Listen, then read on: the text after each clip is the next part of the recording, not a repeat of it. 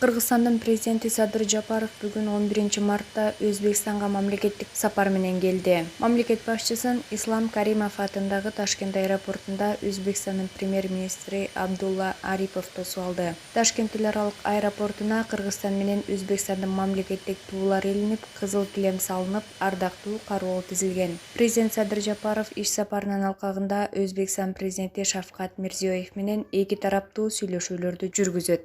Ошону менен катар Кыргыз Республикасынын президенти Садыр Жапаров Өзбекстан Республикасына болгон мамлекеттик сапарынын алкагында Ташкенттин эгемендик аянтындагы көз карандысыздык жана гуманизм монументине гүл койду. Президенттин аппаратынын маалыматтык саясат бөлүмү билдиргендей, мамлекет башчысы ардактуу кароол ротасынын жоокерлеринин коштоосунда монументке гүл койду.